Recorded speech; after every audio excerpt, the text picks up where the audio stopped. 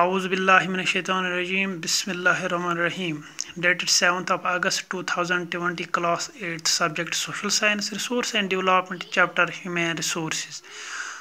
Pere बच्चों आज करो इस ब्याख क्लास स्टार्ट ह्यूमन रिसोर्स मज चैप्टर ह्यूमन रिसोर्स अमुक ब्याख क्लास करो आज स्टार्ट इस करो स्टार्ट इस वो पॉपुलेशन कंपोजिशन गो क्या how crowded a country is has little to do with its level of economic development.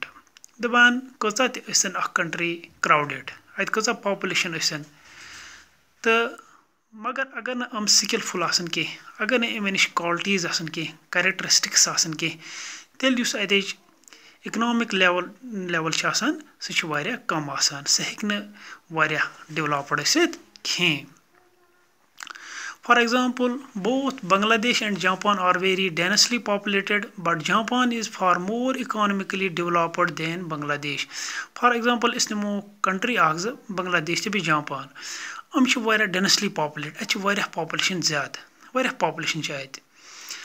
लेकिन अगर ये Japan निमोन, Japan च ज़्यादा इवन मान economically developed than Bangladesh निश.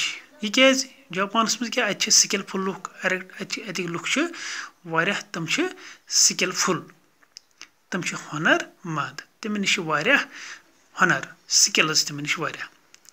To understand the role of people as a resource ये understand ये समझुन कि look to understand the role of the people as a resource दपान ये समझुन कि लुक हसा रोल हम एज ए रिसोर्स समझन ये लुकन हुंद ये समझन कि लुक हम रोल करान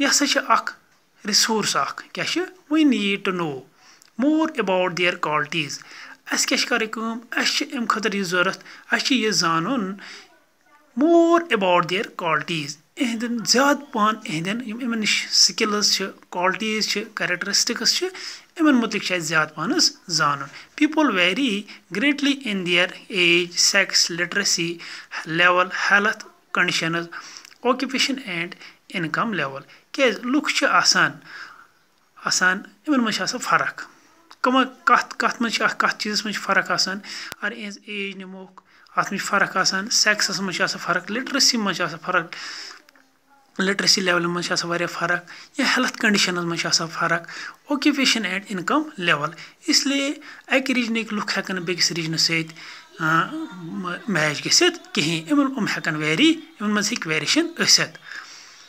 It is essential to understand these characteristics of the people इसलिए यह ज़रूरी समझन इमन लुकन मज इहद कैरेक्टरिस्टिक्स हम ज़रूरी समझन.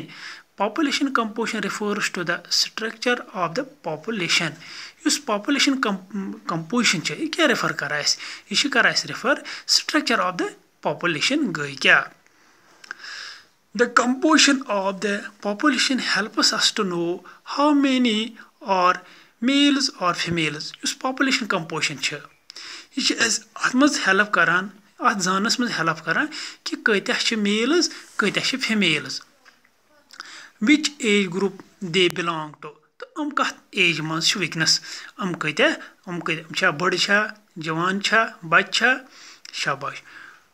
how educated they are कत्या तालीम याफ्ता इमन मज कोता इलम and what type of occupation they are employed in तो